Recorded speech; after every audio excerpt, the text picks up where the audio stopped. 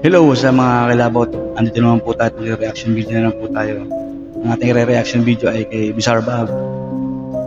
Nakakatakot talaga ang mga video nito, talagang nakakilabot. Kaya huwag nang tatangkain manood mag-isa. Kaya tara guys, samahan nyo ako. Simulan na natin ang mundo ng kapabalaghaan. Tara, let's go! He hears a couple more noises before suddenly realizing that the sounds are coming from the room next to his where the clown doll was put. What happens next scares the living daylights out of him. Take a look. I just heard banging. Ang mga ganitong clown, ewan ko, parang ano sila eh. Yung iba, parang nagiging haunted. Siguro, yung itsura nila, pinapasok sila ng mga entity na gustong pumasok sa katawan. Doon lang sila pumapasok. Ewan, basta tingnan natin. Kasi nakakatakot talaga itong mga ganito itsura eh.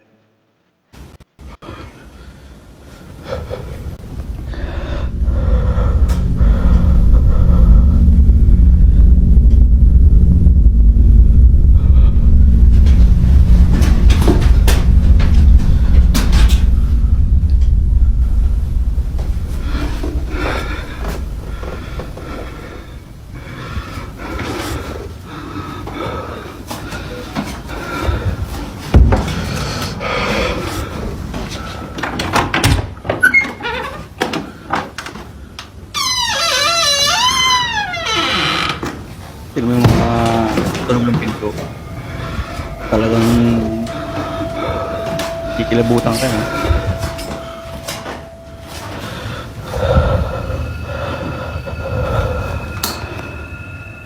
Dapat kasi binubuksan yung ilaw. Mahirap yung lagi nakapatay ang ilaw eh. Hindi ko ang gagayahe dahil nakaring late ako eh. Kaya nakabas niya sa atin. Nay.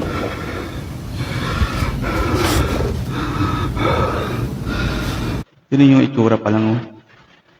Tapos mag-isa pa sa kwarto yung clown na. Ang weirdo ah.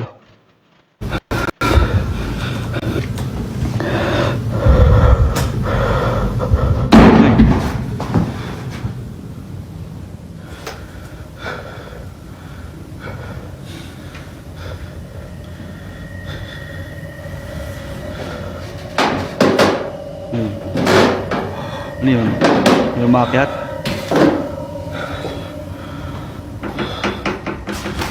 Ay, puta. Ay! Puta. Nakatingin yung clown. As Jacob checks the room where the sounds were coming from, a loud noise is heard from downstairs.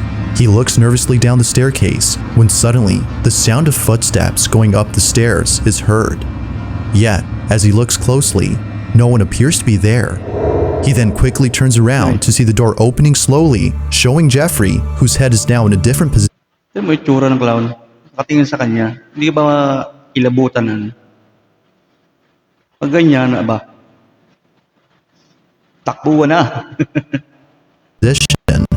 Initially seen facing the wall, Tingnan nyo. the clown is now staring at the door. Biglang tumingin. Jacob quickly ends the video here and locks himself in his room until the following morning. After this night, he was absolutely certain that Jeffrey was haunted. Afraid it might happen again or something worse may occur, he decides to move Jeffrey into the basement. Another update. Saka ang alam ko, yung mga ganito lang ako, mga stop toy, yung mga ganito lang. Parang alam ko, yung mga katawan nila, ano eh. Mga cotton. Magtataka bakit gumanon, lumingon. You know, I think I'm definitely gonna be moving Jeffrey. Like, with whatever happened last night, I don't want him near me.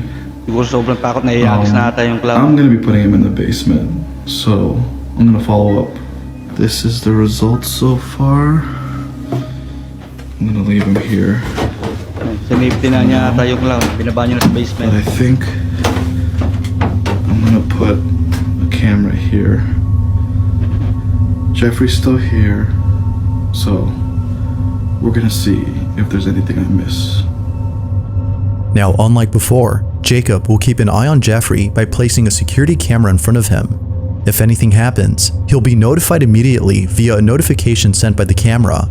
Fast forward to a few nights later, and he's notified of movement inside the basement. He checks the camera's live feed and sees that the camera is moving side to side.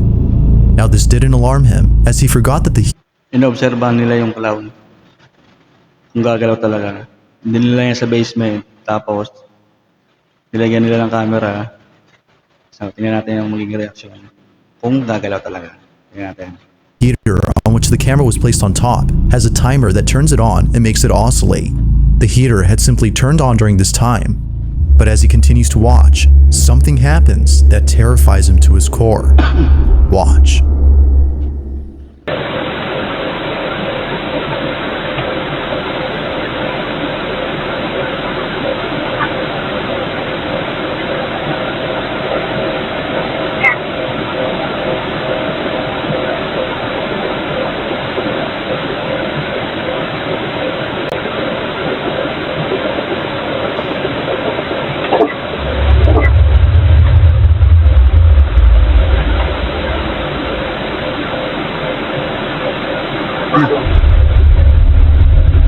Gumalaw yung kamay.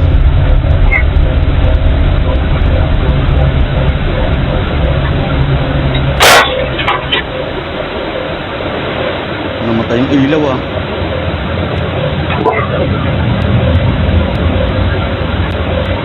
Yun ang mga boses.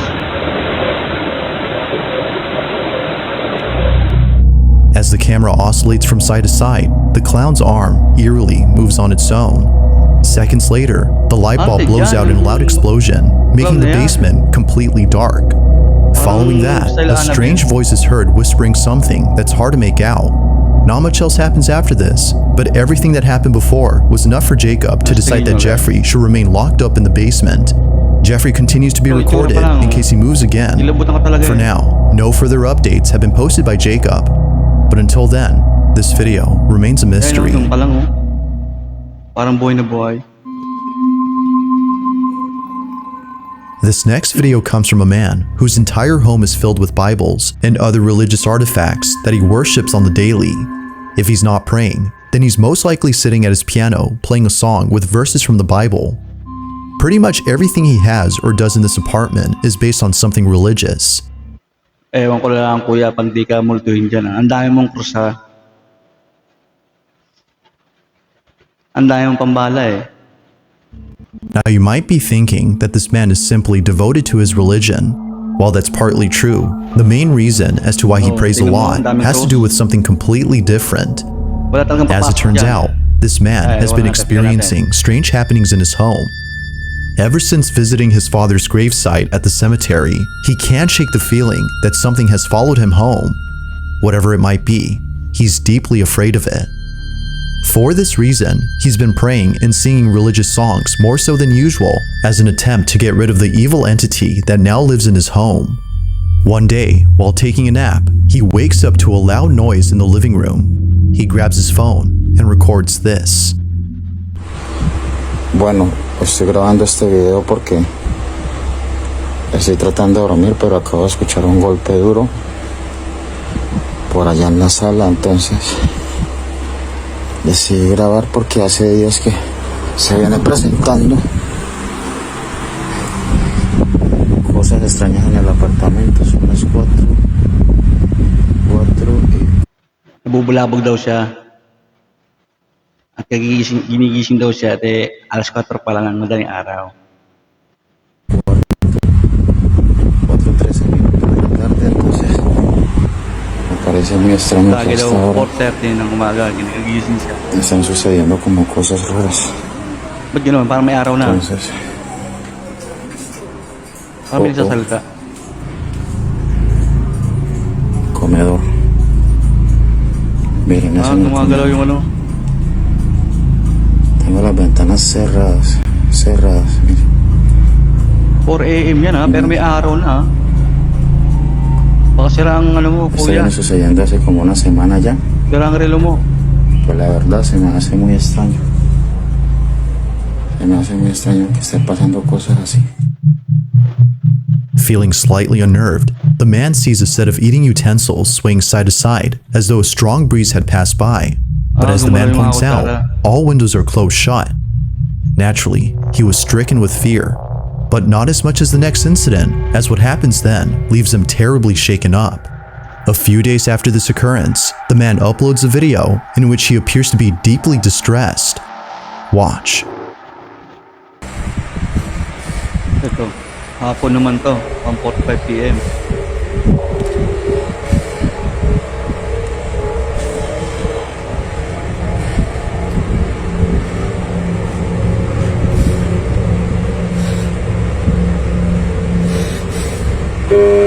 Nako.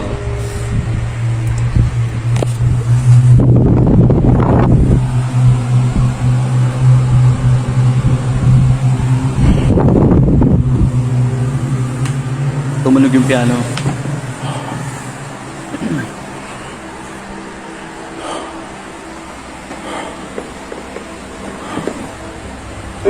Ayun o.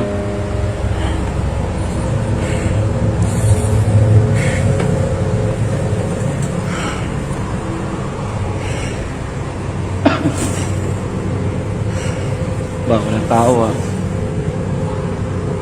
En el nombre de Jesús te ordeno que te vayas.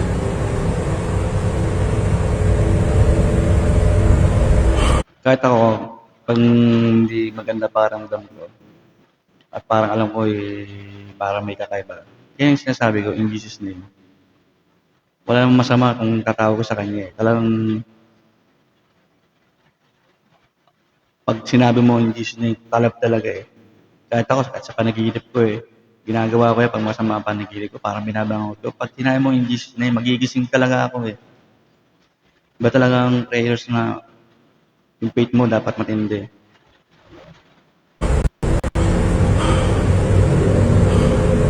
En el nombre de Jesús ordeno que te vayas.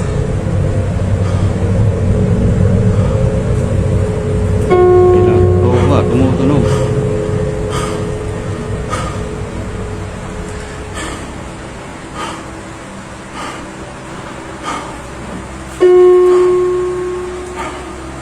Baka naman daga. No tienes derecho de estar aquí. Ordeno que te vas.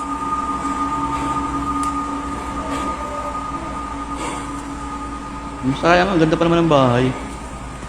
May multo lang.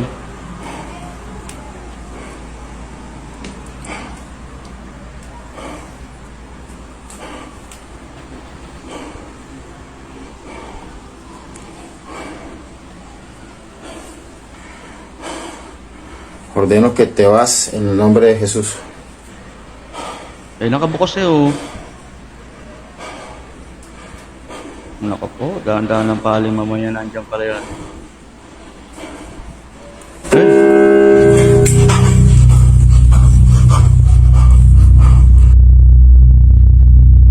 So yun, lumubog Hindi mo madadaya yun. Appearing to be fed up with the supposed spirit, the man tells the spirit to leave at once. But after having done so, a piano key is seemingly pressed by an unseen force. The man quickly rushes out of the room in a panic frenzy. It was now clear to him that something was provoking him. But as if that wasn't obvious enough, 4 days later, this happens. It's 3 in the morning when the man and his girlfriend, who was staying the night, wake up to strange noises.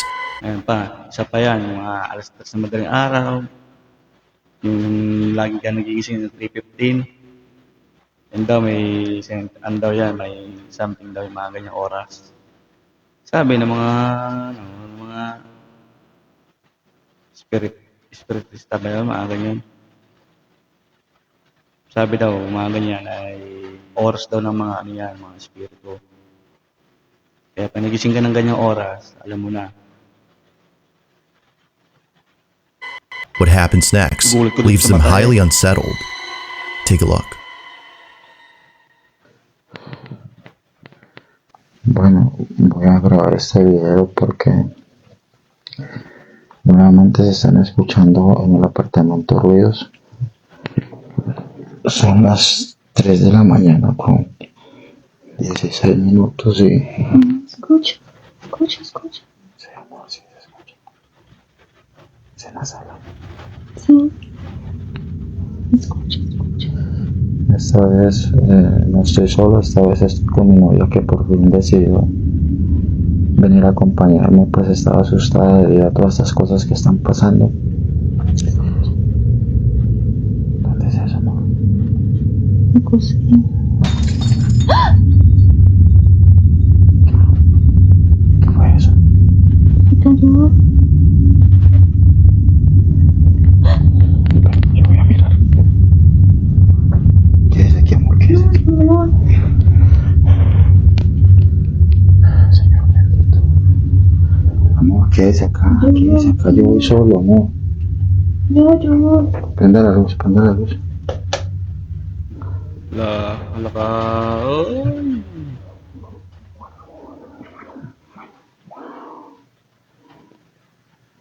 Dahan-dahan lang paling at baka mahagip.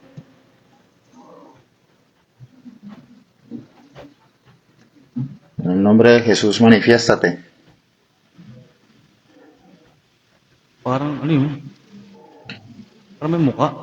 Parece que en la cocina. En el nombre de Jesús, manifiéstate. Sa may sa may dulo. Ano ba yun? Parang ano ba yun? Mukha ba yun? Vaya para el cuarto, amor. No.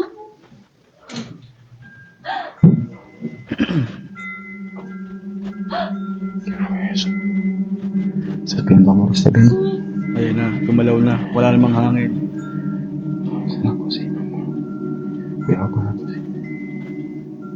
Manifiéstate en el nombre de Jesús. Te ordeno que te manifiestes.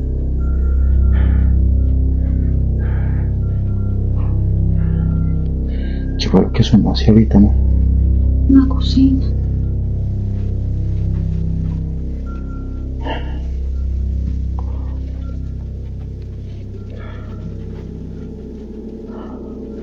Mierda. Mira, amor, mira. Las quiero mentiras, amor.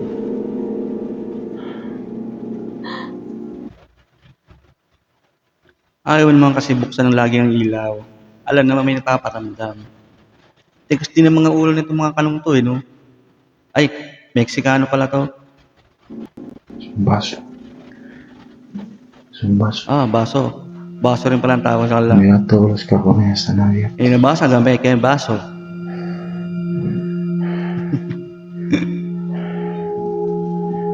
¿Qué es lo que pasa aquí, Dios mío? Amor. Strangely, the wind chimes move on their own, and the kitchen appears to be ransacked. Yet according to the man, no signs of forced entry were seen anywhere in the house. Further adding to the strangeness, the man says that his girlfriend felt very ill only minutes after this incident. Whether or not this had something to do with her sudden illness is unknown. But considering what happened only days later, the man can't help but think that the spirit was responsible for this. It's late at night, and the man is once again woken up by mysterious noises when this is captured. Na nga ba? Uy!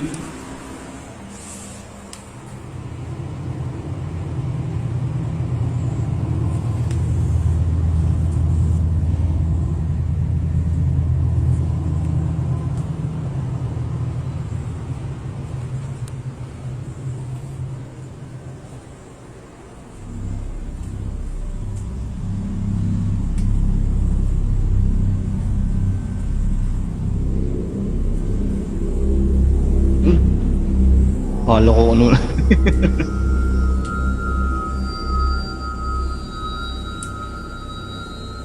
Uy, may parang may dumaan. Yun, buksan mo kasi Brad ang ilaw. Pinatay na naman.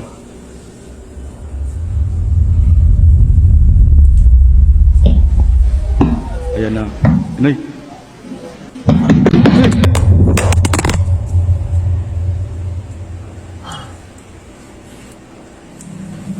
May tumakbo.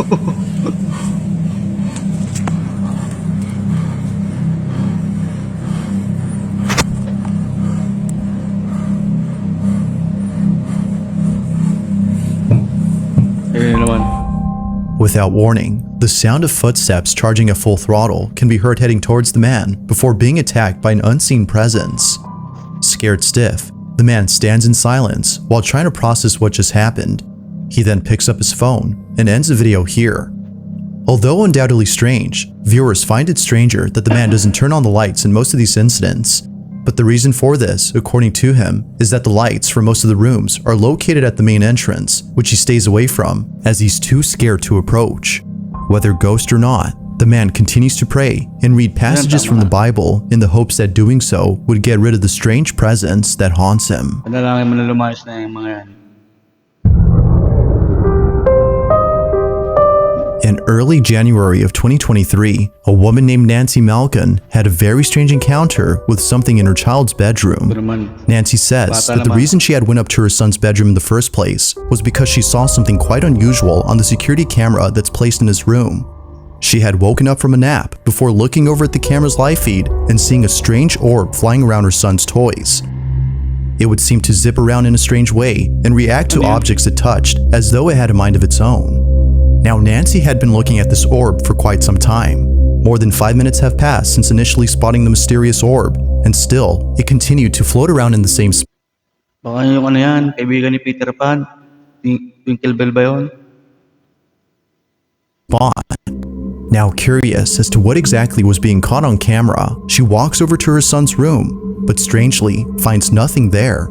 Nothing visible could be seen with her naked eye. But on camera, she could still see the ball of light floating around the same spot. Baka Twinkle Bell yan. In this short clip, Nancy's observing the orb via the security camera's live feed on her phone. Mind you, that without the phone, she can't see anything in person. While looking at the live feed, she sees the ball of light moving frenetically. Watch.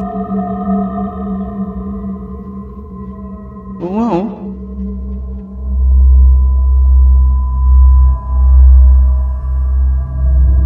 Talagang tinignan pa niya oh. Oh, nahawakan pa niya.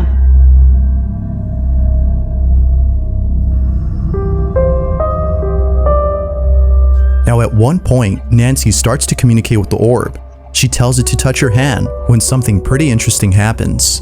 The orb quickly moves away from her hand as though she had scared it. Nancy decides to leave this mysterious orb alone and call it a day. The orb continues to fly around the same spot even after she goes. But only minutes later, after rechecking the camera, the orb is no longer there. It has simply vanished. Ever since recording this, the orb hasn't shown itself again. Nancy believes that this mysterious orb might have been the spirit of a child as it kept floating around her son's toys. Perhaps it just wanted to play with them, as Nancy states. But whatever it might have been, she claims that this mysterious orb was intelligent as it responded to everything she did. To this day, she still questions what this ball of light was doing inside her son's bedroom.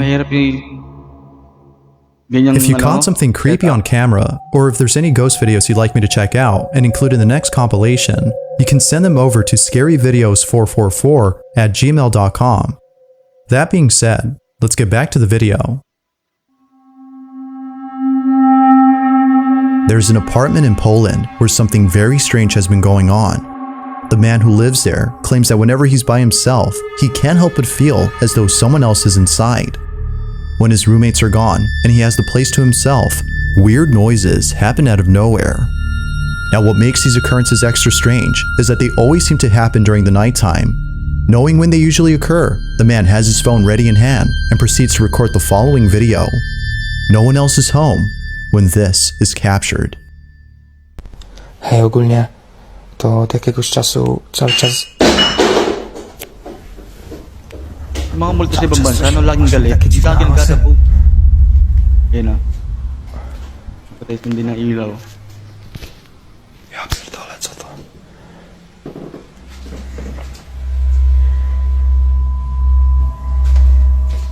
Jak?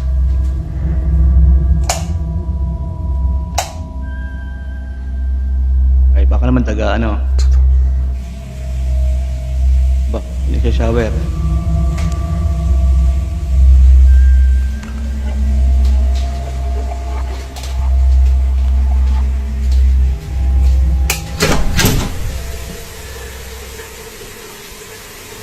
Hindi, wash gripo.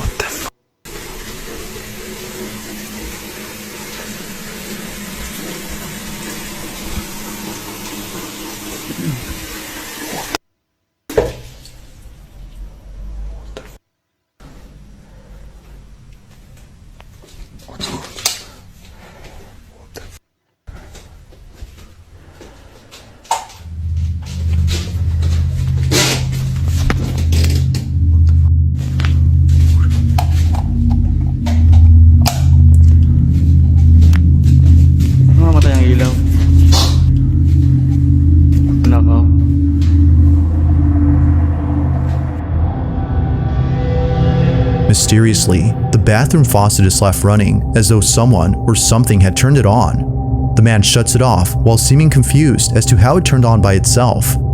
He heads back to his room when eerily the light switch, which he just turned on, is immediately turned off. It seems that whoever or whatever was on the other end of the hall had switched off the light. Now this wouldn't be the end of it, as only a few nights later, something just as creepy happens. It's nighttime when the man recording hears banging noises outside his door. With his heart pounding in his ears, he records this.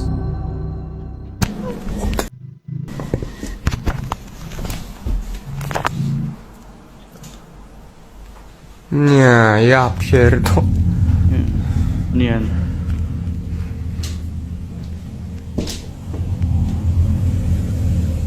Sabihan niya. Nyan ka na naman, nang ka na naman. Tinutusok-tuksok, tinatakot-takot. Dapat ako ka lang kayo guys ah.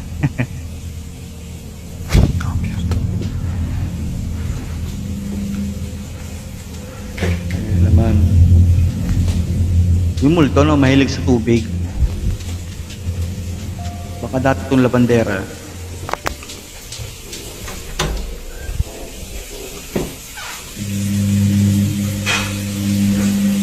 Co jest kurwa?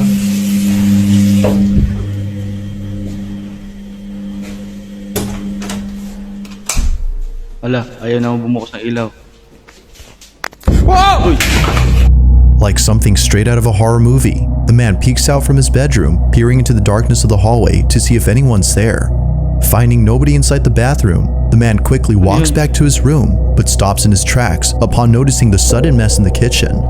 Appearing as though a massive earthquake had struck the place, the man runs back into his room in full terror before ending the video. What happened that night has left him shaken up. It's unknown if the man continues to live inside the apartment, as no updates or new videos have been posted. But as with most videos, I'll let you come up with your own conclusions. Is something living inside this man's apartment? Or might there be an explanation for all that's happened?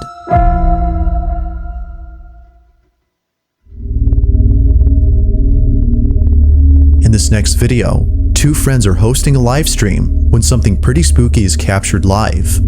Now the two boys in this video often do live streams while playing video games late at night. It just so happens that this particular incident took place during an all-nighter, where around 5 in the morning, a strange noise is heard in the kitchen. The two usually play in the living room, so the noise was close by when it happened. The boys thought it was a family member who was grabbing a morning snack, so they shrugged it off and didn't think much of it. But later on, something happens that grabs their full attention and prompts them to end the live stream immediately. While playing in the dark, this happens.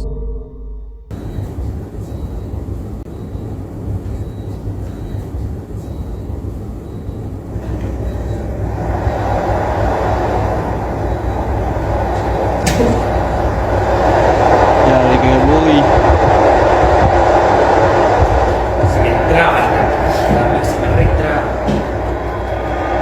Yun. Bumukas ang TV. Bumukas ang TV. Bumukas ang pinto.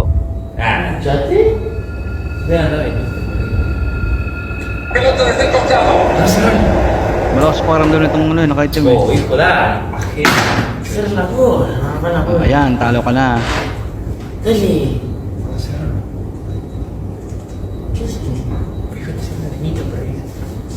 Isasara yung pinto. Ya, exacto, mira. Iba a ser imbécil.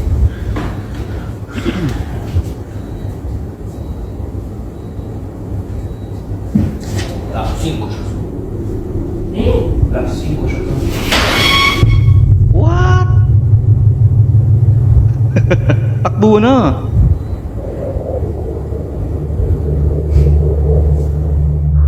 At first, the fridge door seemingly opens on its own, as though someone had gone over to grab a snack.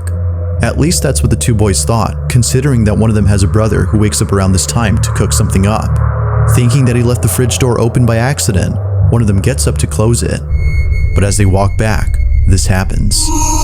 A chair swiftly moves on its own by more than a few inches, causing both friends to freeze in their tracks.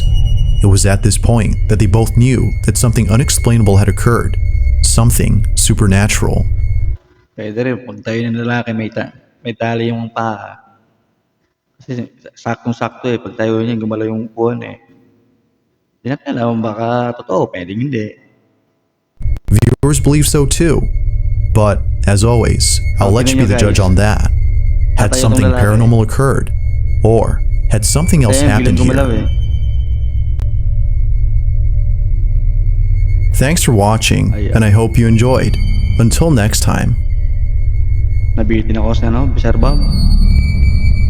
So ayun guys, natapos na naman natin kababalaghan.